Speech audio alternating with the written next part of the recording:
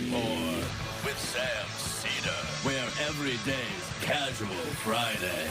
That means Monday is Casual Monday, Tuesday, Casual Tuesday, Wednesday, Casual Hump Day, Thursday, Casual Thurs, that's what we call it, and Friday, Casual Shabbat. The Majority Report with Sam Seder.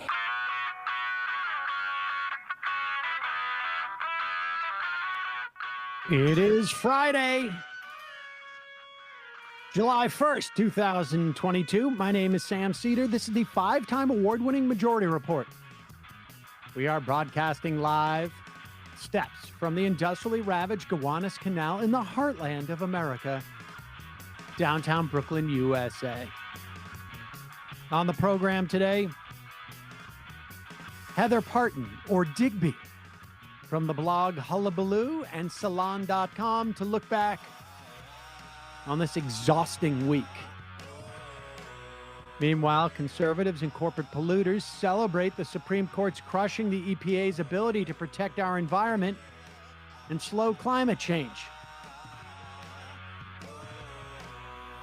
That same court also allows the Biden administration to end the so-called Remain in Mexico policy. The court announces it will decide whether states can ignore the results of elections and send alternate electors to Washington, among other things. Speaking of alternate electors, January 6th Commission has evidence of attempted witness tampering.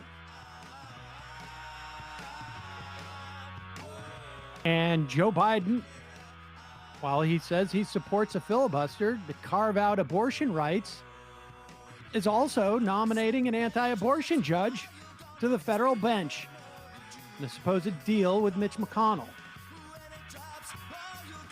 Florida judge temporarily blocks a 15-week abortion ban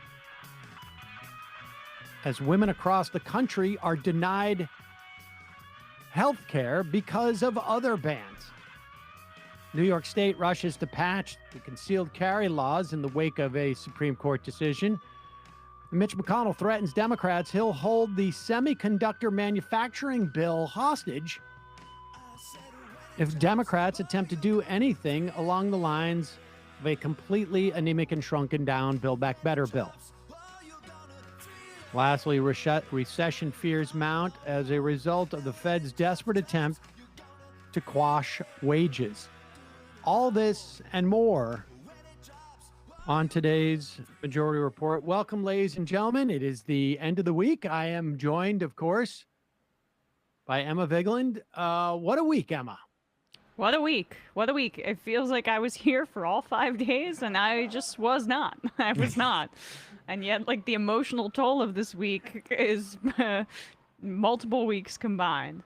We're going to talk to Heather Parton about this, but in many respects, this is, God, I use this metaphor too often, but this is the famous Bruce Lee. I don't even know if Bruce Lee actually did this. I can't even remember anymore. But the supposed kidney punch, where 3 weeks later the person drops dead. This week was essentially foretold 6 years ago. And we've had a long time to sort of absorb it and prepare for it. And because of the nature of this sort of like this being rolled out, it doesn't have the same impact as the night when Donald Trump won. But this is what it is. And we'll talk more about this with Heather. And we'll talk about it, I imagine, in the next 2.5 years. This will come up a lot. And frankly, I think maybe the bleeding would have been slowed a little, or at least the pain associated with it, if the President of the United States response hasn't been so incredibly dispiriting. we can't do anything is basically all we've gotten from leadership. Yeah, I mean, I think there was certainly ways that they could mitigate the situation, but the bottom line is, you know, they're No, I not going to know. be able to do anything. They're not going to be able to do anything about the EPA, for instance. I mean, the totally dismantling of the Yes. the administrative state is. I'm not sure what the answer is to that. Frankly, I mean, I don't know what Biden it- doesn't. They don't have a plan for Roe, so they definitely don't have a plan for the dismantling of the administrative state. But as a political matter, it would have been nice for them to speak up. But the bottom line is that we're going to get, and certainly we will, and we have criticized the nature and the lack of the Democratic response. But let's be clear here. This is being done by the conservative movement, and it is being done by the Republican Party. And there was an experiment waged both in 2000, for that matter, and in 2016. Do Democrats learn some type of magic? Is there a Democratic brain that exists that controls all Democrats? And does that brain learn a lesson when the candidate who should win didn't win? And we can either say it was because people stayed at home and they were trying to send a message or not, or whatever. But if you want an experiment as to what happens when you empower Republicans, we have the results of the experiment. And part of the inputs into that experiment is an anemic Democratic Party. This was all knowable in 2016. It was. And, you know, people keep asking me to reissue the debate with Jimmy Dore because it was the one place where it's sort of like we had that argument. Although we were saying this you all should. throughout. Well, we will, but Why but not? We will, but we were saying this throughout the whole summer, and it wasn't just Republicans bad. It is Republicans bad, and Democrats not good at stopping them. Yeah, if you agree they're a bad opposition, then you don't want them in opposition. Exactly, and I mean, we have the results of that experiment. It's right in front of you. You don't have to think about the hypothetical. I mean, I've seen tweets, people saying like, I've never been more proud to have not voted for Joe Biden. If you vote for a sense of pride, then you don't understand what voting is supposed to be about. Voting is not an art project. Voting is not a way to give yourself a medal. Voting is not an expression of who you are inside. It sounds laughable, but No, it's the narcissism of it. I mean, we were having to not to relitigate this from 2016, but that is that this is the exact debate that we were having, the exact impulses that we were combating. Exactly. And it is a tool. And if you have a plan that involves voting for one choice that will lead to the best outcomes, and I kept begging people for the that is called a theory of change in the context of electoralism. There's other theories of change you can apply, but like if you can come up with that and sell it, I'm all ears. But like, you know, it's just sort of just bizarre to watch people go like, I'm proud of the fact that I didn't vote for either one of the candidates. You know what? You're an idiot. Yeah, I mean, the idea that voters en masse should move away from a lesser of two evils approach for nothing. Like, there's no alternative. It's just out of your theory of how it's not going to solve the problems, which it might not, but it's like the best vehicle on offer right now. It's crazy. Here is Scott Pruitt. He was the Oklahoma, I think, head of the state EPA in Oklahoma, if I remember correctly. Yeah. When Donald Trump appointed him to the federal EPA, his claim to fame when he was put into office, I should say on the federal level, was suing continuously the EPA so that he didn't have to follow environmental laws.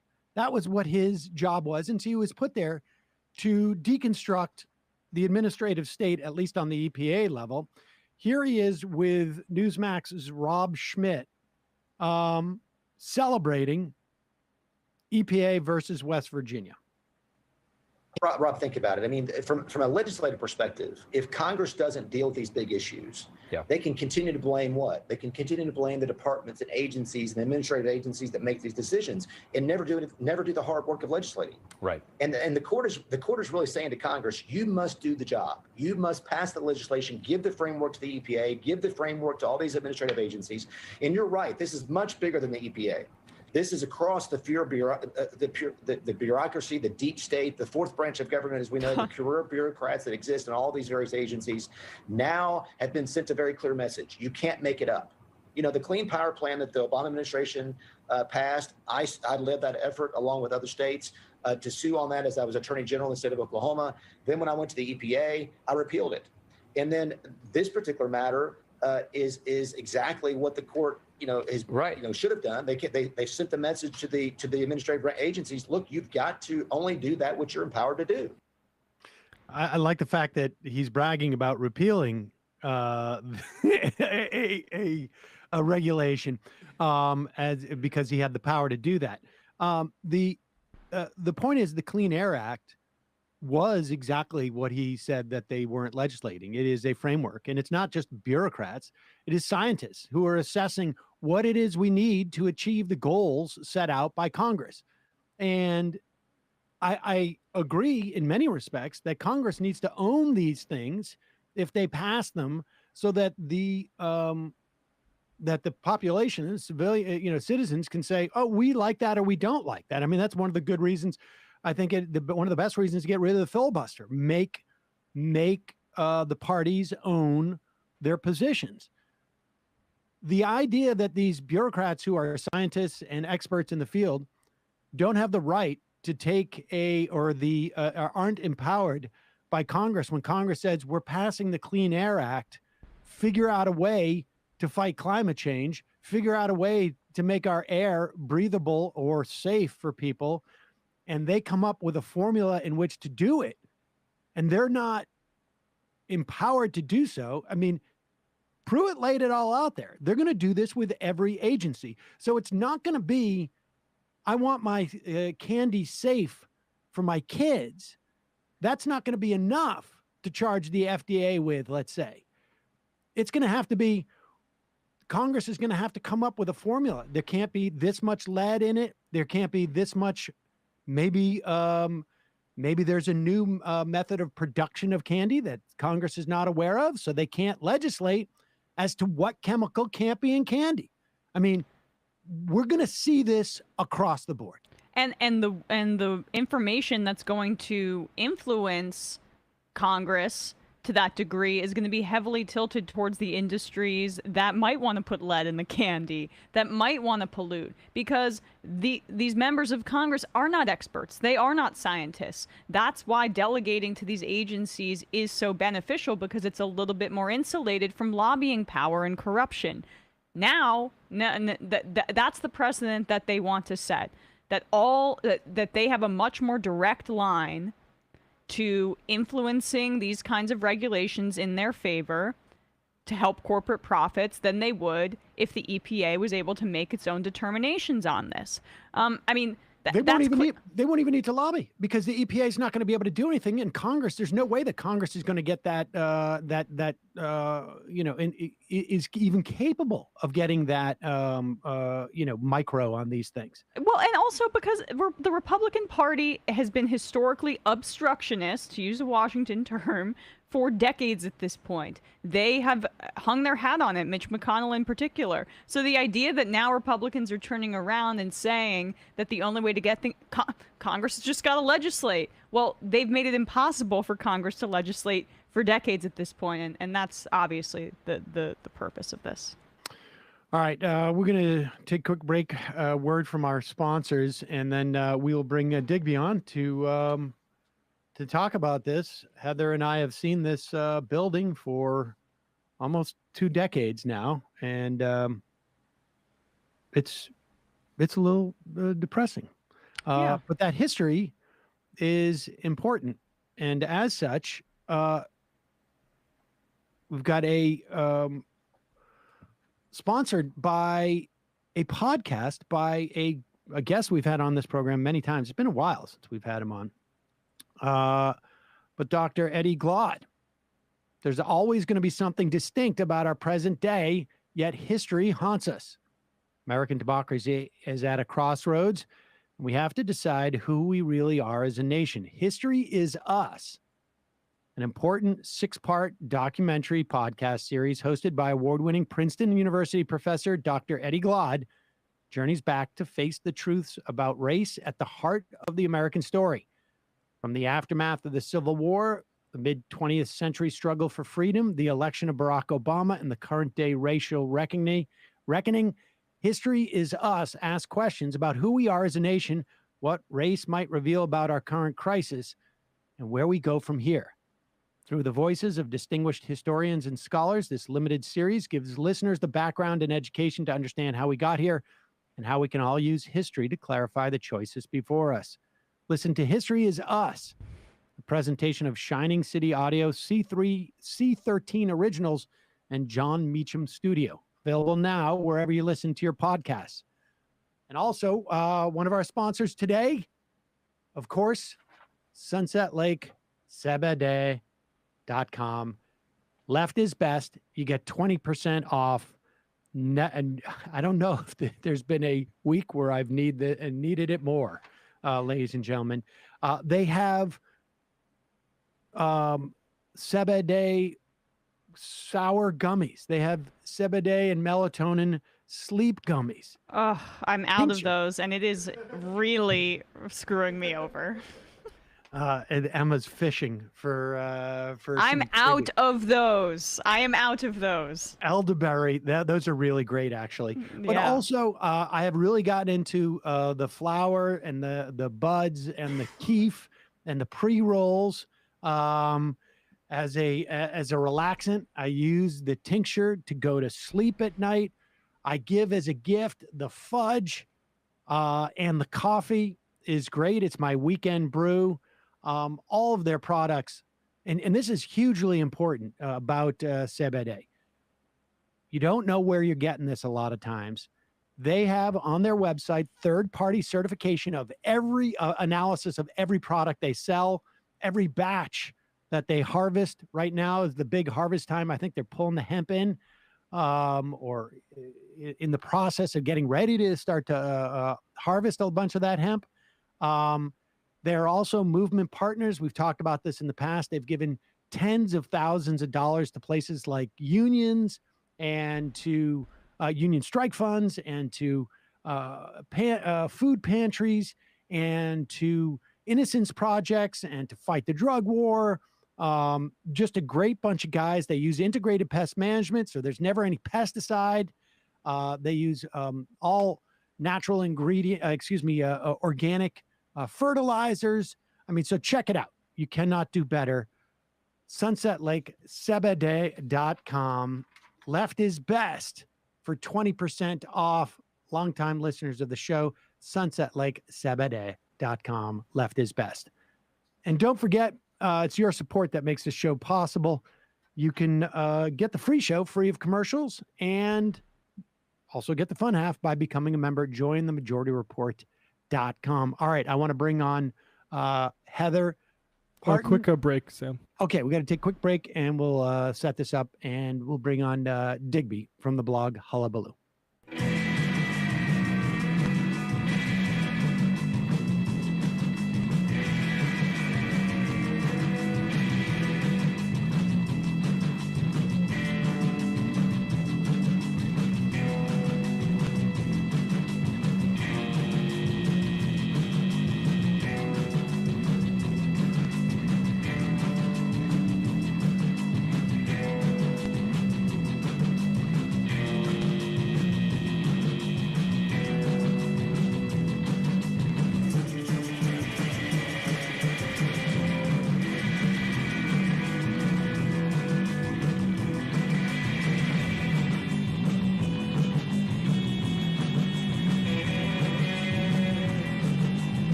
We are back. Sam Seder on the Majority Report on the phone. It is a pleasure to welcome to the program Heather Parton, or as you may know her, Digby from the blog Hullabaloo. Heather, also I should say columnist at salon.com. How are you? You ask me that after this week? What do you think? I was just saying that, this week was really, in many respects, the culmination of it. I mean, it's 6 years in the making, right? I mean, this was not, completely foretold at this time in 2016, but it was certainly predictable. We certainly had the ability to, that this was a real potential. I mean, in many respects, I would argue it has been this way for, 20 some odd years, maybe even in growing, really, maybe 50 years, or maybe 45 in terms of like where we led with Roe. But there was, I mean, if we had stopped to think about this 20 years ago or 40 years ago, it is not surprising that the Supreme Court that is going to overturn Roe v. Wade is also going to begin to unwind a lot of other things about our, now 21st century, or I should say 22nd century, 21st century way of life, essentially.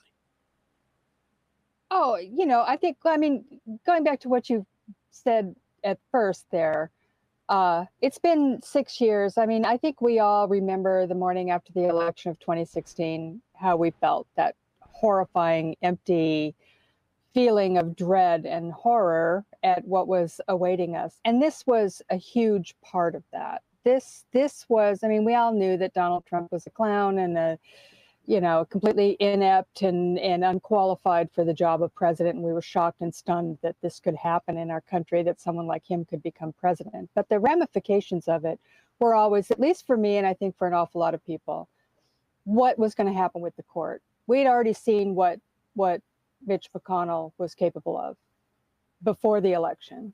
And the only thing that was saving us at that point was that we would have a Democratic president who would nominate, we figured Mitch couldn't hold out for 4 years. So he'd have to replace that seat, and then hopefully, maybe more with more liberal justices.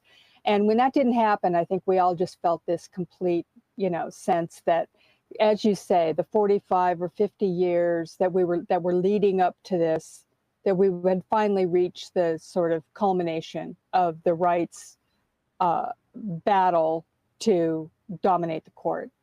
But I have to say that even with that, the dread that I felt, the horror that I felt, this week kind of, it was worse than I imagined, to be honest with you. I felt that it was worse than I thought it was going to be. I had assumed that there would be at least still some desire on the part of these people to at least kind of cover their goals a little bit, and that they would at least try and maintain some sense that of respectability and legitimacy of the court. And it's clear now that they don't care. They don't care, and it's not just in the way in the results that they've gotten. It's in the opinions themselves. They're basically just telling everybody, "Hey, whatever. What are you going to do about it?" And I'm frankly pretty stunned, even though I was one of those people who took to my bed for a week after 2016, knowing that this was coming and understanding what we were going to probably be dealing with. Even as someone like that, I have been this week, frankly, shocked that everything coming from the guns decision to Roe, of course, which we knew, but even so, it's worse than I thought. And then these last two decisions, and then yesterday's agreement to take up the case, the independent state legislatures case next fall. I'm okay. All bets are off. The gloves are off. They're just going to do it, and they're saying, "What are you going to do about it?" I think that's a good point about Roe, because I think that had I'm quite convinced that at the very least, prior to the Texas case, I guess, I would have said they're going to chip away at it.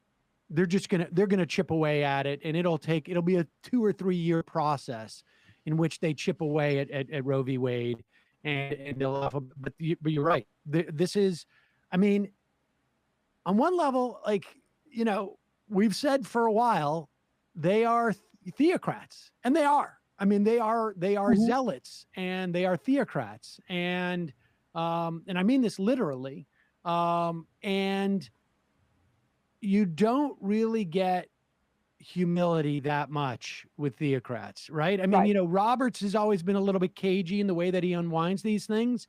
And everyone else on that court is to the right of Roberts, at least in, not necessarily an agenda, but in that sort of like, there is a worldview and a disposition towards other human beings by fundamentalists, the religious fundamentalists, and they're fundamentalists, you know, to the extent that, like, Brett Kavanaugh is not a fundamentalist. He's just a go along to get along type of guy.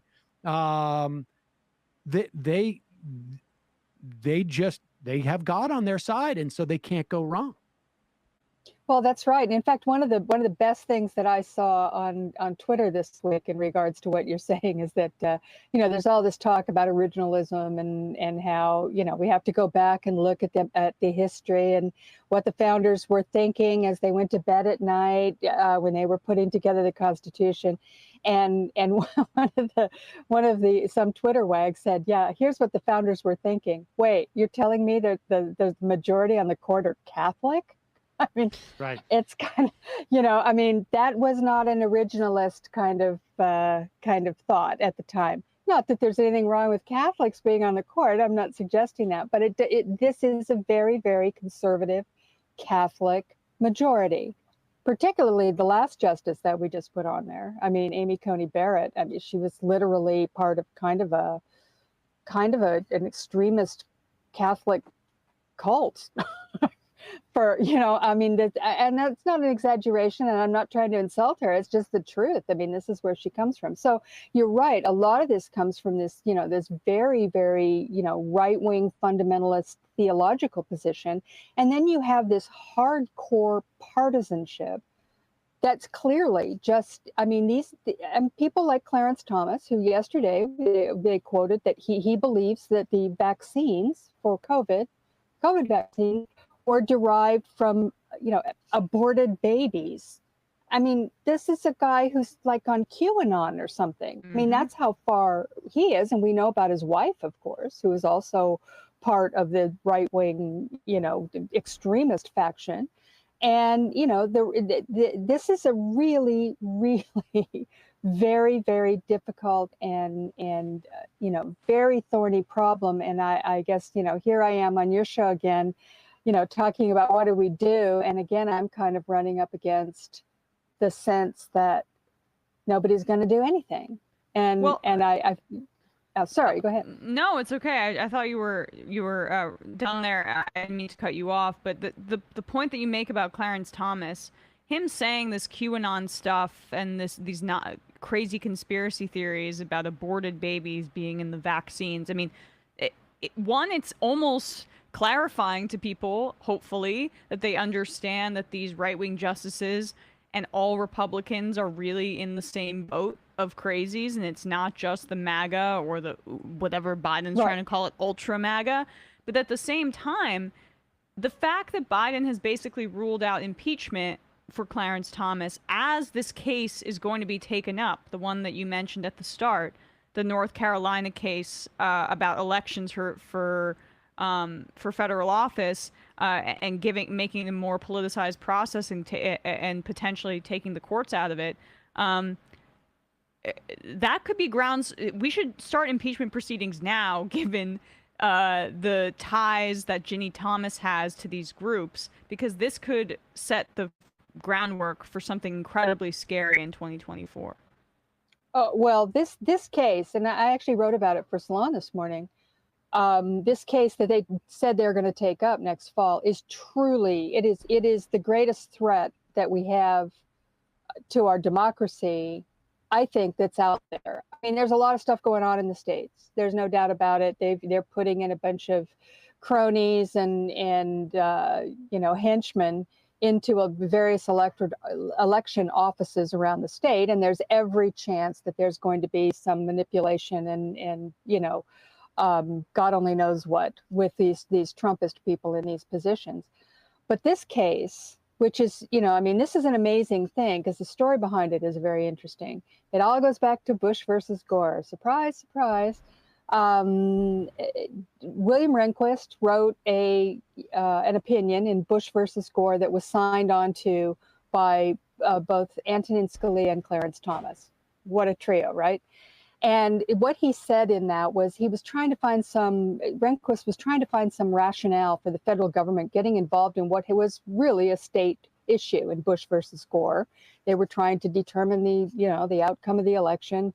And they had, the state Supreme Court down there had said, we're going to have a recount. We're going to recount all the votes in these disputed places, and they're going to be recounted by judges. I don't know if you remember that the recount that was going on when they stopped the count in Bush versus Gore was a bunch of guys in robes were counting the votes. This wasn't some people, peering at the chads. These were actual judges that they had called in to do the recount, right? Now, you would assume that any court would say, okay, these guys are legit. They're not going to cheat. We have faith in our judges to do that. Well, Bush versus Gore blew that out of the water. And one of the rationales they used to do that was to say that, well, state legislatures have the final word. That's this independent state legislature doctrine, which isn't a doctrine. It's just something that Rehnquist, pulled out of his back pocket on that day. Well, in any case, nobody took it seriously. That case was that case, right? It is what it is, and we all heard it. And John Paul Stevens wrote a dissent and he could specifically address that, said, what you're doing by overturning the state Supreme Court's ruling, and he didn't say it, but I've always assumed that he was also talking about the fact that, judges were doing the counting, so you should have some faith that they're going to do it right. That basically the court was saying that you're destroying all trust people have in the judiciary by doing this, by taking this, and you're saying that state courts can't be trusted. Well, that I had never thought about it again, to be honest with you. I mean, I'm no lawyer, certainly no constitutional scholar, but I've studied a lot about Bush versus Gore. It's a very important case. And I never thought about that part of it again until just before the 2020 election. Suddenly this thing is rearing its ugly head again. And Brett Kavanaugh refers to it in a case up in Wisconsin where it was one of those shadow docket cases. And it was about, late counting of ballots. The court rejected it, said it was too late and whatever. The full court did. But Kavanaugh wrote a weird footnote in that case saying, well, state legislatures really do have the final word. And a lot of people's ears perked up and went, whoa, what's going on here? Subsequent to that, a week later, Gorsuch, Thomas, and Alito signed on to another one in a Pennsylvania case, basically saying the same thing. So we all knew there were 4 justices suddenly who had revived this very obscure sort of concept of the independent state legislature doctrine, whatever that was. So that's been hovering out there through this whole time. Now, of course, we know after the election and when they went and did all these challenges all over the country, John Eastman, Giuliani, the rest of these guys, they were citing this. And that's what they were trying to do when they're calling up Georgia and saying, hey, can you find me the votes, right? This was in service of this idea that the state legislatures could call special sessions, and they had, plenary power to do whatever they want with elections. No other actor in state government has the power, not a state Supreme Court, not the governor. For instance, if the state legislature were to say, we're going to overturn the election and here's a law we're writing to make that happen, the governor would have no veto power under their normal constitution. The state constitutions would have no power. In other words, if a state has said the electoral count must reflect the majority will of the voter, that's in the state constitution, out the window. Federal law would supersede that, and the federal law, as these people see it, is that state legislatures are supreme, with only the Supreme Court of the United States having the final say should they want to do it. this is the craziest thing. It is an absolutely wild concept that now the Supreme Court has taken up. And there are people who say, well, they should take it up since it's flying around out there and people are using it. Maybe they need to decide. Huh. I differ a little, especially after this week, because we know what they're going to do. Yes, they're going to say that state legislatures have supremacy, that they cannot be constrained by state courts, that to the extent that they can be constrained by federal courts, it will end with the Supreme Court, which Right. we know if they decide this, they're going to rule in their favor. And the other important thing to understand too is Republicans control like what, 30 of these, maybe more, 30, Yeah. 30 some odd of these state houses. And there it is. There's your minoritarian rule, and done. We're done. Because not only can they say, okay, we're not going to have, I mean, it's going to completely invalidate, right, the Voting Rights Act. It seems to me. I mean, if the state legislature has the ultimate authority, I don't understand how federal law could supersede it in any way. But on top of that, they have the ability to say like, oh, this year, we're, on November 10th, we didn't like the outcome of the way that the voters voted for the electors. We're going to pass a law that says in, 2024, the state house will choose the electors, end of story. Absolutely. And then we don't have to send fake ones to DC. I should also just say this thing about Thomas, and I don't know how exactly he what exactly his belief is, but I think there are some COVID vaccines that do have some stem cell,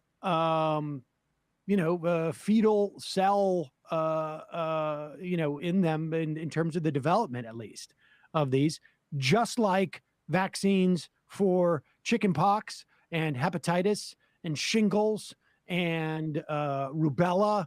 And I don't know how many other vaccines have this. This is technology has been around for 60 years. So it's interesting that Thomas is just finding out about the COVID vaccine. That I think is more telling than the fact that I imagine when he got a Shingrix vaccine, he wasn't too worried about that.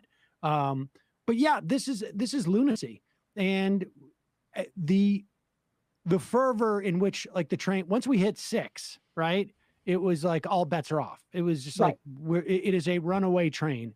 And that's what we're looking at. The only thing they're constrained by, it seems, is just, I don't know, how much work they're willing to do. And the bottom line is they're going to have decades in which to do this work. They're going to have decades. Just this year, when you think about all the things like the 6th Amendment, where you have a right to effective counsel, it has been severely undercut. The individual right for a person to get an abortion, gone. The ability of Congress to broadly give an objective to executive agencies to achieve in society, gone. The tribal sovereignty chipped away at the very least. I mean, this is just like in the past, 2 weeks. And it's fascinating. And on some level, it's mitigated by the case that they're taking up. But you wrote a piece this week about how Republicans are backing off. And we've been talking for the past couple of days about how the right is working overtime to pretend that the Roe v. Wade decision was meaningless. And it is fascinating how they know how unpopular their agenda is relative to the American public. And that's why they are smart enough to, here's the steak we're delivering, but we're also working on the plates, essentially, right? Like, we're also making sure that we're able to plate this meal for you. And that's what the case that they're picking up now, where they're basically just working on this minoritarian rule, and they're going to need it because, and we'll talk about the sort of the Democratic response in a moment, but this is an interesting, it's fascinating to see them run away from their long-held desire. Absolutely. I mean, I was really stunned by that. And I did write a piece about it because I couldn't believe I went to and watched Fox News that, I do this for you people, just so that just to let you know what's going on over there. And it's not easy. Let me tell you, I have to drink heavily after I do this. It was astonishing to me because I would have expected they would do backflips, that this is their greatest achievement. This was their Holy Grail. And they were not doing backflips. They were saying, it's relax, ladies, it's okay. You're going to be able to get your abortions. You'll be able to get them. Don't worry. You just, if this is a state thing and nothing terrible is going to happen to you, everything's going to be fine. And I was really surprised that they took that tack. But the thing that really did it for me was when I read about Donald Trump being extremely upset about, I shouldn't say extremely upset, worried about it, because he thinks that, he knows he's got a problem with women and he's looking at 2024 and saying, wow, this is really going to hurt me. It took them 2 days to persuade him to go out and take a victory lap. Now, which he did. He came out, look, it's the greatest decision in the history of mankind. But it took him a couple of days to do that, which with Donald Trump, right? I mean, he takes victory laps over the sun coming up in the morning. The fact that it took him any time at all to go do that was very telling, and it ended up. And I think he's right. I mean, to the extent he has political instincts, his political instincts are toward his own self-preservation, and I think that he understood very clearly that this is the kind of thing that could shift the dynamic that everybody thought was there, and I actually think it has. In fact, there's a poll that came out this morning. I think it's the AP poll that shows not just abortion, not just Roe and the reversal of Roe, but women's rights in general, suddenly taking on huge new salience, particularly among women, but also among men. That suddenly people are waking up and going, wow, this stuff is really in the crosshairs now. And I think there's absolutely no doubt that gay rights, LGBT rights are also on the agenda. This is definitely happening. There was a debate, I think it was last night in Michigan, one of the governor's races, where they asked people, should they reverse, Obergefell and, and Lawrence. And they're all going, yeah, we need to revisit those. I mean, those governor candidates, Republican governor candidates, are all saying, yeah, we need to do it. So this is definitely on the menu. And, again, it will be another thing that they'll do exactly like we just discussed with Roe. The court will take it up. They'll do whatever. These are going to work their way through the courts over the next couple of years. And then the rest of them will go, oh, don't worry, gay people. Don't worry, don't worry, LGBT kids. It'll be fine, because they're going to try and paper it over around elections. But make no mistake, anybody, that this is not real and that they're not actually doing this. And I wouldn't have bet on it, to be honest with you. I was afraid of it. I knew that it was a possibility, but I wouldn't have bet that they would go here. But now I'm totally convinced that they will. After watching what they did this term, these decisions that came down in the last couple of weeks, absolutely convinced me that they're going to go for it. They're going to do whatever it takes, and there's no stopping them. There is no, to use the court's term, limiting principle on Right. on what they're going to do. I mean, the one limiting principle was that there have been jurists in the past, and I think Roberts is like this, where they're acutely aware of the role they play in society, and they want to basically, slowly boil the frog. The five that are controlling the court now, this is microwave type of stuff that they're working on. And we should say here is, and what's also, but just get back to the point of, and you cited that poll where there has been a real increase in the importance of abortion rights and women's rights in the minds of voters in terms of the polling that's just come out in the wake of the Roe reversal. I want to put up this tweet. It is from I believe they're a New York State OBGYN retweeting a colleague in Missouri who I believe is a lawyer for a hospital. Put this tweet up. This is number 6, and I don't know if you'll be able to see this, Heather, but it says that essentially, I don't have it, put it up here. It is OBGYN colleague in Missouri, quote, "We are now observing patients with ectopic pregnancy and hemopentatorium until they have a documented failing hemoglobin or unstable vital signs." In other words, there are 43,000 ectopic pregnancies, more or less, a year. And this is where, one of those things that puts a woman's, or I should say a person who's pregnant, life in danger.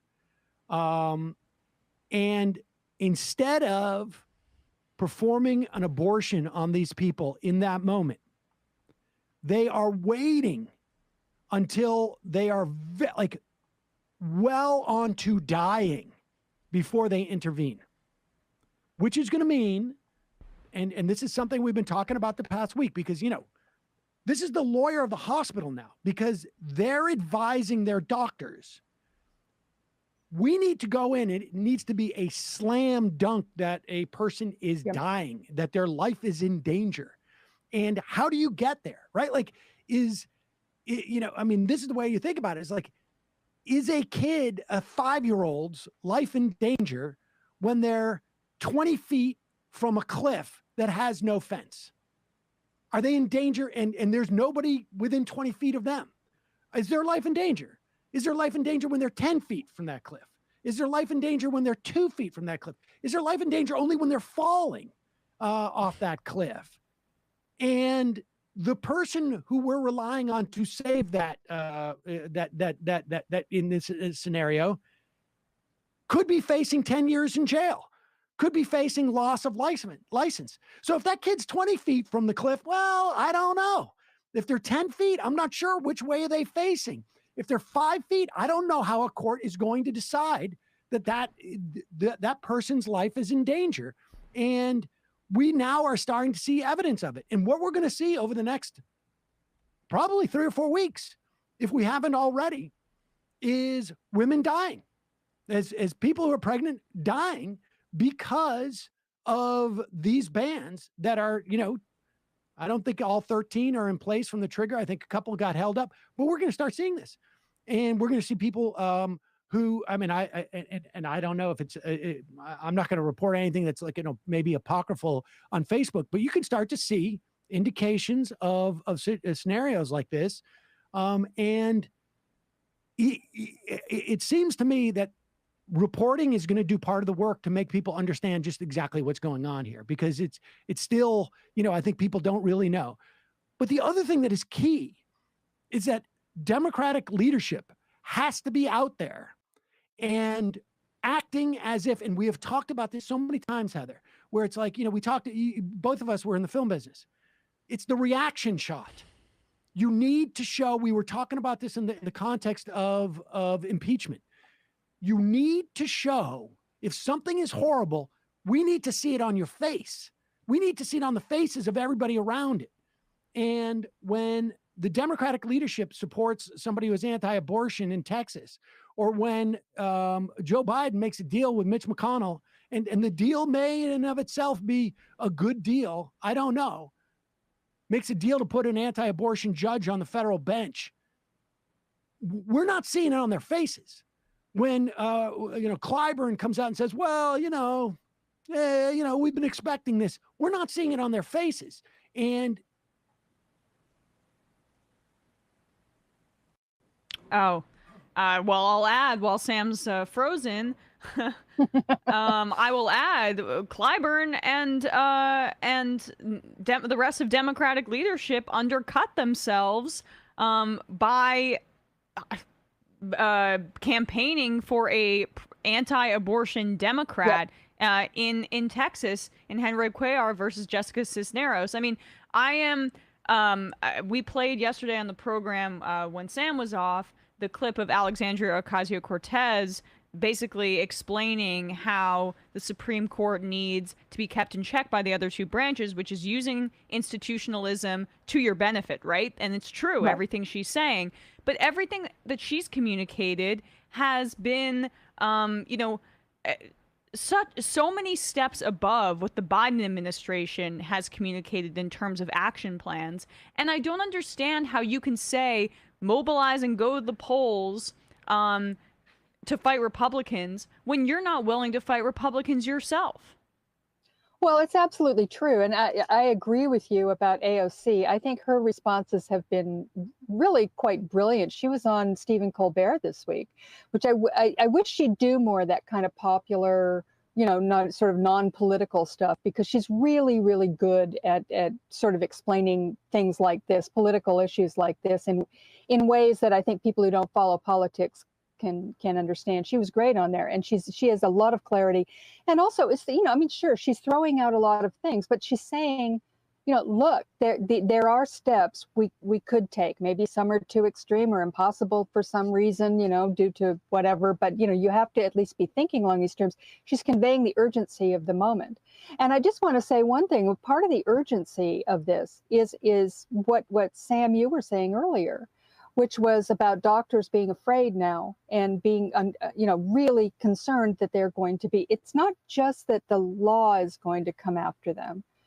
We have a vigilante culture that's growing up in this country, and it's always been there with abortion. They've been, there's been a terrorist movement for the last 50 years that has, particularly the last 40 years, that has gone after doctors who perform abortions. They've basically scared most doctors out of the field of even, performing abortions.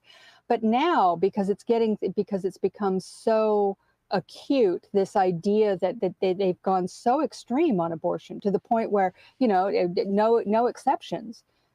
In case of rape or incest, or having these draconian kind of approaches to it, where doctors are afraid that if they don't wait until a woman's vital signs are failing, that they can't save her, that they are now afraid of this vigilante culture. In Texas, they actually institutionalized it. So that's also a specter that's hanging over all this.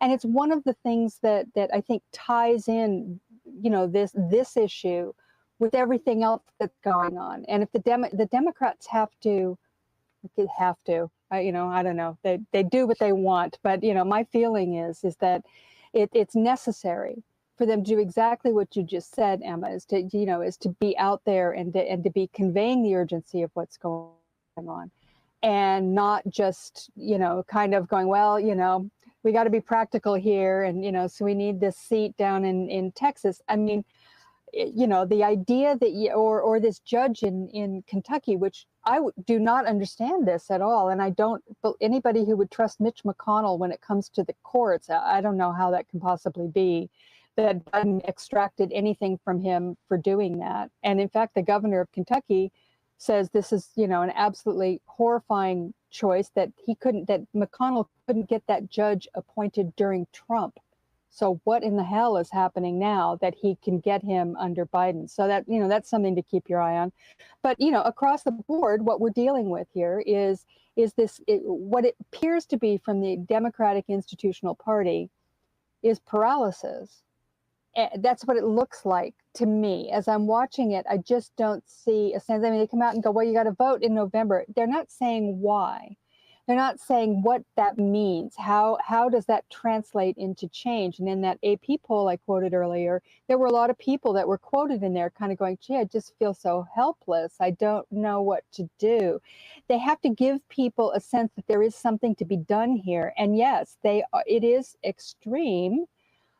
It has to be. We're dealing with an extreme, party, an extreme Supreme Court. If the Democrats don't meet that moment, then they will prevail. There is nothing to be done. So they need to say things. Now, I mean, we talked about this, I think, maybe a couple months ago, that it's not enough to just throw out, codify Roe and put it on the floor and have all the Republicans vote against it and have all the Democrats vote for it. And gee, too bad, we need 2 more senators. That does not convey the urgency of what is happening. What would convey the urgency, if you want to put, votes on the floor, put up individual issues involved with that. Are you going to vote for an exception for rape and incest? Are you going to vote for, for allowing women to cross state lines?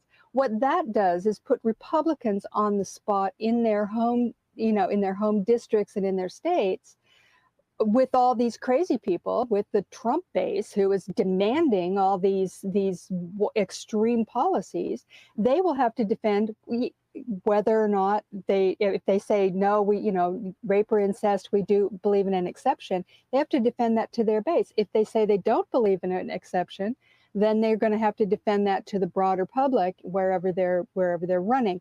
You have to. It's no longer useful to just say I'm pro-life. Oh well, I'm pro-choice. Those are not useful things. Roe is gone. We can't. That's not there for us to say, gee, if we believe in a constitutional right to choose, because we don't have it anymore. So now you've got to go in and you've got to get to the heart of this issue and explain how extreme these people are and how ridiculous it is for people in state houses or, a bunch of men in black robes to be making these kinds of very, very difficult and intimate decisions. They got to get back to square one and start doing that sort of thing.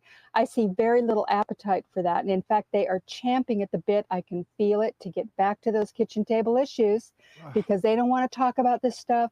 They don't want to talk about Roe. They don't want to talk. I mean, we haven't talked about guns, what they just did in the wake of one of the worst mass shootings in American history. What did they, what the court just, released, let's unleash more guns on the streets of America. They just did, in that latest ruling with concealed carry from New York. That these are issues, and like Josh Hawley was on Fox News this week, and he said, or I guess it was just last night, and he said, people don't care about these things. People don't care about abortion. They don't care about guns. They don't care about January 6th. Really? Okay, well, let's test that. Clip. We have that clip, actually. This is Josh Hawley with Sean Hannity, and again, this is consistent with the right, I think, sort of feeling concerned that there's an opportunity here for Democrats, because none of the things that have happened with the Supreme Court are even remotely popular, and they're going to get worse. I mean, because people are going to die. Here's Josh Hawley on Sean Hannity. Reince's question: will their strategy of running on January 6th, Roe v. Wade being overturned, the Second Amendment, is that going to be successful in any way to gin up their base, motivate their base? No, because they're talking about issues that only they care about, that nobody else cares about, that doesn't affect the lives of real people, or that they're wrong on. I mean, take abortion again. What are you going to say to people? No, you shouldn't have a choice in what your laws are in your own state. That's what they're telling people. January 6th, the only people who care about January 6th are the Democrats in Washington, D.C. These are. I mean, this is, objectively, we can look at the polls and we see that's not the case, right? I mean, objectively, we can look at that. Democrats, I mean, they are clearly afraid of these issues moving to the fore. And so it would be, and with good reason. And so you'd think it would be obvious for Democrats to be pushing this stuff. Like Joe Biden, I don't know if he is authorized to have, to provide abortions or to provide space in federal buildings in specific states as an abortion provider. But as soon as this story about Missouri comes out of Missouri Hospital, I would go on television and say, we have seen these stories. We are setting up clinics for doctors who fear that the lives of women are in danger, but are afraid to perform a necessary abortion, not an elective abortion. We're giving them a space to do that so that they can do this without being afraid of being, convicted under the Mississippi abortion ban. Why would you not do that? You know what? Why wouldn't you force that conversation to be a national conversation at that point? Because 60-70% of the country is going to be like, well, of course they should be allowed to do this. Well, I got bad news for you. They're not. This is a conversation that needs to happen.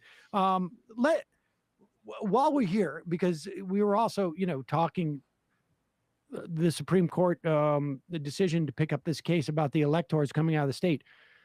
We haven't touched on January 6th. And this week, the hearing with Mark Meadows, lieutenant, essentially, was, I think we need to see the sort of the other side of this, but it was connective tissue between two, real sort of strands of this, which is what they were doing in the White House and what was happening outside the White House with the Oath Keepers and the Proud Boys. And in this week, that connective tissue was basically, at least we saw like sort of almost like the MRI of it. We haven't seen it in person, but we've seen the MRI of it, and largely in part because this Hutchinson, she changed lawyers and was no longer with a lawyer being paid by Donald Trump. And so she decided to testify publicly. You wrote about this. It's interesting. They're doing the same thing with her testimonies. They're sort of doing with the Roe decision. They're basically saying like, nothing to see here. Here's one tiny, talk about that a little. Right. She's just a little coffee girl, it was no biggie. And basically, she couldn't have possibly seen what she said she saw, et cetera, et cetera. Right. Well, yeah, I think what you just mentioned, this connective tissue, I think that this was the first glimpse that we've had of how they're bringing this entire coup plot and the various strands of it, which Liz Cheney, in her opening statement in the original primetime hearing, indicated, that the plot was, there were several different strands of it, and but they were all leading to the same thing. And it was as if they had, they tried this, and then they tried this, and they tried this. They had all these legal, attempts to, quasi-legal attempts to try and deal with this thing through the court. And then finally, the last-ditch effort, if you will, of January 6th, we did not know whether or not the White House was directly involved in that. And we still don't know. But what we did find out was that Trump and Meadows, and probably a number of others, were completely unsurprised by the fact that there was violence at the Capitol that day. They didn't. Mark Meadows kept doom scrolling when he goes, "Yeah, well, thanks for letting me know." When they came in and told him there were armed, rioters in the crowd, Donald Trump said, bring them in, get rid of the metal detectors. I want all these armed people in my crowd, which I'm now going to send up to the Capitol. We found that neither of them were surprised by events that were happening that day. Now, maybe they just were tired. Perhaps they just didn't have a reaction for other reasons. But it stands to reason that they did know. And I've mentioned this on here before. One of the comments that has really struck me from the moment I read it was in the Woodward and Costa book on the night of January 5th, that Trump was once more trying to pressure Mike Pence to do what he did. And Pence said, "I don't have the authority to do it." And Trump was standing at the window, opened the door, and it was cold air coming in. This was very vibrant, detailed description of the room in the Oval Office. And there was a crowd outside because they were having rallies the night before, including the Proud Boys and Oath Keepers. And they were coming in, and they could hear him cheering out there in the street. And Trump turned to Pence when he said, "I don't have the authority." And he said, "What if these people say you do? Wouldn't that be cool?" I guess you can say he was just talking off the top of his head, but to me, it sounded from the moment I read it that he had at least some knowledge of the fact that that there were plans afoot to use the crowd to pressure Pence to do what he wanted him to do.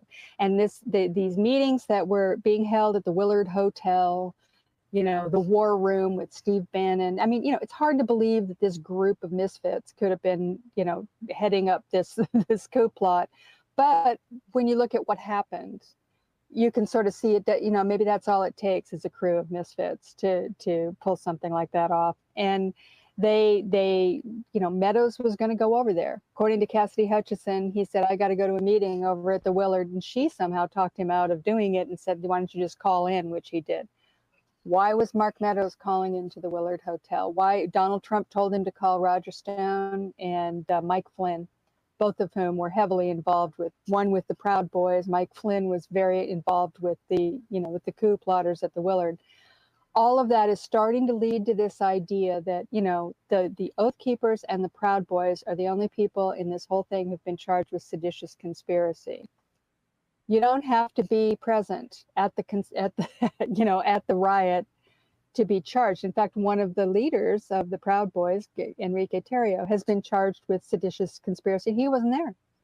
So, this is I think where we're leading, and there are going to be new hearings coming up after the after the break here. And those are going to be led, I think, by Jamie Raskin, who is doing the January 6th, insurrection hearings. And I just have a suspicion that we're going to see more of that connective tissue fleshed out. And the MRI is looking a little vague right now, Right. but I think it's going to become more clear as we look at the new hearings. There's Well, been a the whole lot. thing- Oh, go ahead. Sorry. Good. No, just the whole thing reeks of Roger Stone in terms of Absolutely. like the kinds of dirty tricks that he likes to foment, and the fact that Stone was having conversations with people in the White House. It seems abundantly clear that at the very least there was a baseline of understanding, and that the Proud Boys and the Oath Keepers were feeling their oats, right? Like, yeah, we're working with the White House here. We're this paramilitary, these two paramilitary groups, which explains their recon efforts in order to map things out. I mean, all of this is they're doing a good job of painting a really good picture of this. And the only thing right-wing media wants to focus on is the ketchup on the walls, and they're pretending Right. that none of the other the web that's being spun and being communicated, they're just pretending they don't see it. Right, and the same too, I would say, with the car story. And I actually Right. believe the car story was real, and I think it backfills what Trump thought he was doing, but that I don't think is the meaningful stuff. Like when Cipollone says to Hutchinson 4 or 5 days, like on January 2nd, we got to be careful or we're going to get charged here. Yeah. That's why they want him to come and testify, because how does a lawyer 4 days from we're led to believe just a rally that we don't know if there's going to be any, how are they worried 4 days out about getting prosecuted for, essentially whatever it is, defrauding the country? I mean, they were aware, there were certain people in that White House who were aware of the conversations that were happening, because they could almost like overhear it. The Giuliani bringing up the Oath Keepers and the Proud Boys in that hallway or down like, why is that name? Why are those? What is the explanation that those words are being uttered in the White House, except for I'm working with, or we need more security because we're aware of, but they didn't have more security. I mean, there's a reason why those names are being thrown around in there. And so let me ask you this, like, where does this lead? Because at the same time, we also have Joe Biden out there, and they did a focus test, 6 months of like consultant class, just BS. And they've come up with, what is it? Uber MAGA, Ultra MAGA. Ultra MAGA. I mean, this is insanity. Like, first off, how do people vote against Ultra MAGA? Like, who's Right. got UM behind their, in parens behind their name? Like, who? This is here it is. Folks, let's get this one thing straight. The Ultra MAGA agenda has always been taking away women's rights in every single state. I don't know who Ultra MAGA is, but it also happens to have been the Republicans' agenda. And Like, also, even Liz Cheney, even the blessed Liz Cheney, who, Yep. willing to, throw her sister under the bus when it comes to gay marriage, and willing to, chastise people when it comes to torture, and I mean, on and on. Even the blessed one, she also has been promoting take away a woman's right to choose. And so Absolutely. this is just insanity. It really is. I mean, you could, I think there's an argument that there are certain Democrats who are there to protect corporate rights from the Democratic Party, but they're like, what could possibly explain ultra MAGA other than sheer incompetence? Well, I think that's what it is. And this obviously apparently they'd done these focus groups where they found that, people really, the idea that there's Republicans and then there's MAGA and then there's ultra MAGA. And you want to make somebody be afraid to be ultra MAGA or afraid to vote for ultra MAGA. It's like different Pokemon levels, exactly. Right? Like, the evolutionary processes. Well, I mean, is there a good MAGA? Is that like the ultra MAGA is the bad one and the regular MAGA is the good MAGA and the Republicans, they're just great? I mean, I don't know, but we do hear a lot about this thing. We want a strong Republican Party. We need to have a strong Republican Party like we used to have. I'm going, no, not really, because that's what got us here in the first place. Besides which, telling Democrats they need to work for Republicans just seems to me to be the stupidest thing I've ever heard, just generally speaking, much less right now. But you're right. Look, it's Republicans. And if what you're trying to do is tell people, trying to make them, make people vote against these extreme views that are coming out of the right now, that are coming out, you make them vote against Republicans. Make being a Republican a shameful thing. Absolutely. Tell people, look, this is what your part, and I mean, obviously what they're trying to do, they're trying to coax over a few, swing suburban moms or whatever that vote Republican. And they think, we don't want to insult them by saying the Republicans are bad. So we'll just say it's these other people, the ultra MAGAs. But the truth is they should be told that being a Republican is bad. There should be. I mean, if you're a person who has a conscience, you're pro-choice, you care about little kids being gunned down in schools, you care about the democracy being, attempted coups and the democracy being overthrown, you should not be a Republican, because that is what these people are. That is who they are. That's what they're doing. And the Democrats what is so hard about that? I honestly don't understand it. I don't get it. Even if they think that they're going to offend the sensibilities, then what you do is you say ultra MAGA Republicans. Like you at least put that in there. You're right. At least put Republican in there. Not some like weird third party from like an alien country that is invaded. It's no, they have grown out of the Republican Party. Even if I accept that premise, I'll tell you something that I've said this in the past many times too. My experience at Air America was seeing the consultant class come in. And it is done because people think that they just don't have, they have no answers. And the person with the shiniest watch comes in, and the assumption is they have that shiny watch because they know what they're talking about, as opposed to they have the best presentation and can really snow people who don't have a clue as to what they're doing. And right. That's what, I mean, this ultra MAGA thing, it is honestly, it's as if like, some of the people in this leadership haven't been outside, and if there's a deal with Mitch McConnell and Joe Biden, and Joe Biden somehow is going to get accelerated judges because of putting this abortion, anti-abortion judge, who's a lunatic, incidentally. I mean, he's not just, run of the mill anti-abortion. He is a lunatic. Some of the stuff that he has ruled on in the past.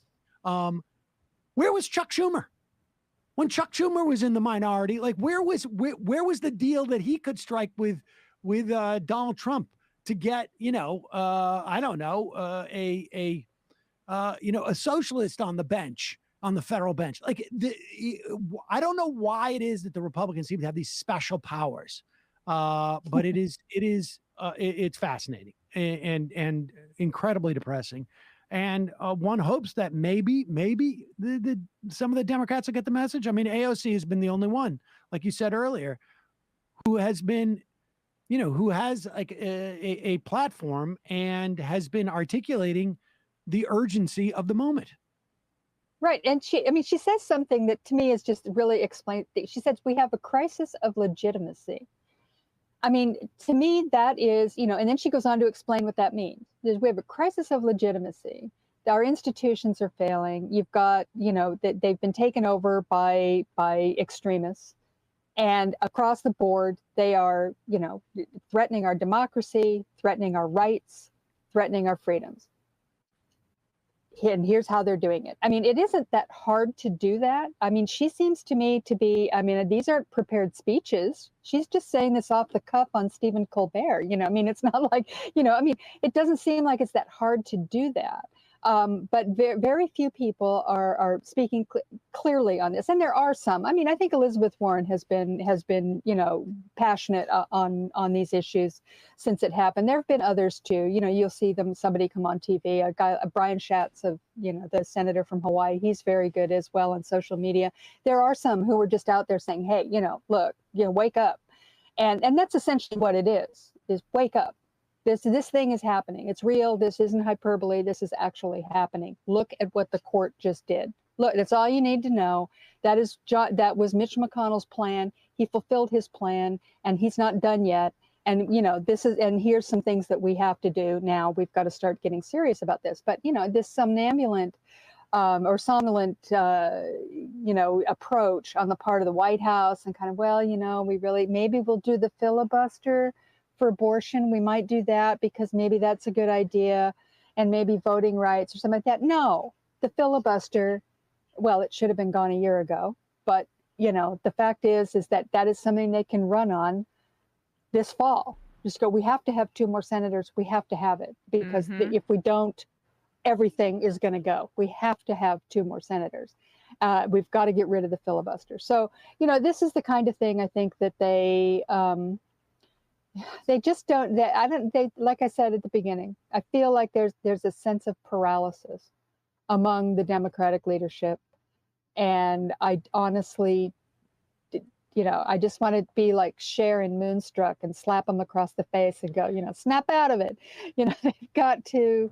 This idea that you can just sort of let things unfold and hope that people at some point sort of recognize that threat that's coming from the right, and they'll get out and vote and gosh, do it. Well, by the way, if this case that the Supreme Court decided to take up next term, by the time 2024 comes along, it won't matter how many people have voted. Right. Swing states, they could have a huge turnout among Democrats. They could win by, hundreds of thousands of votes, and it won't make a difference because the state legislatures can decide that there was the count was tainted somehow and overturn it. So, this is pretty urgent. It's pretty urgent, and it's tremendously depressing, I have to admit. I mean, I'm a little shaken by what I saw this week. Heather Parton, Digby, as always. Well, I can't even say a pleasure. I mean, it's always a pleasure. Catharsis. It's been a rough couple of years. Well, but thank you. Appreciate the insight. I was going to say my pleasure, but I'll just say you're welcome instead. Yes, we'll see you soon. Thanks, Heather. Thank you. Thanks. Have a great weekend, everybody. You too. All right, folks. Depressing week, and it's again. This is it was foretold. I mean, we knew it was coming, not necessarily exactly in this form. We thought maybe there might be a chance that it, things would have been a little bit different, but here we are. And speaking of which, there we go. We're going to head to the fun half. You can be part of the program. IM us. Pick up the app at majorityapp.com. You can IM the show. Also, we may take calls. Maybe not. I'm not sure. 646-257-3920. We will see. Don't forget, justcoffee.coop. Fair trade coffee, tea, or chocolate. Use the coupon code majority. Get 10% off. It's all fair trade. Great company. Great coffee. Can't go wrong. Matt, what's happening in the Matt Leckian media universe? You're flying the COVID solo train. Yeah, although David and I will have an interview for patrons this evening with Lee Phillips talking about his book on actually against degrowth and criticizing even people like Naomi Klein for degrowth ideas. So it's a bit more contentious climate change thing, I guess, maybe to distract from people. But Lee's got a lot of spicy opinions about certain, I guess, NGO ways of doing climate change that I think people are going to be intrigued by. So patreon.com just left reckoning to hear that. Interesting. All right, folks. See you in the fun half. 3 months from now, 6 months from now, 9 months from now. And I don't think it's going to be the same as it looks like in 6 months from now. And I don't know if it's necessarily going to be better 6 months from now than it is 3 months from now. But I think around 18 months out, we're going to look back and go like, wow. What? What is that going on? It's nuts. Wait a second. Hold on for a second. Emma, welcome to the program. Hey. Matt. What is up, everyone? Nomi Key. You did it. Let's go, Brandon. Let's go, Brandon. Bradley, you want to say hello? Sorry to disappoint everyone. I'm just a random guy. It's all the boys today. Fundamentally false. No, I'm sorry. Women's. Stop talking for a second and let me finish. Where is this coming from, dude? But dude, you want to smoke this 7A? Yes. Hi, me? Is it? Yes. Is this me? Is it me? It is you. Is this me? Hello? Is this me? I think it is you. Who is you? No sound. Every single freaking day. What's on your mind? Sports. We can discuss free markets and we can discuss capitalism. I'm gonna go throw up. Libertarians. They're so stupid, though. Common sense says, of course. Gobbledygook. We fucking nailed him. So what's 79 plus 21? Challenge Matt. I'm positively quivering. I believe 96, I want to say. 35. 1 half. 3 8s. 9/11, for instance. $3,400. $1,900. 6, 5, 4, $3 trillion sold. It's a zero-sum game. Actually, you're making me think less of it. But let me say this. Poop. Call it satire. Sam goes with satire. On top of it all, Yeah. my favorite part about you is just like every day, all day, like everything you do. Without a doubt. Hey, buddy, we see you. All right, folks. It's just the week being weeded out, obviously. Yeah, sun's out, guns out. I don't know. But you should know. People just don't like to entertain ideas anymore. I have a question. Who cares? Our chat is enabled, folks. I love it. I do love that. Look, gotta jump. Gotta be quick. I gotta jump. I'm losing it, bro. 2 o'clock. We're already late, and the guy's being a dick. So screw him. Sent to a gulag? Outrageous. Like, what is wrong with you? Love you, bye. Love you. Bye-bye.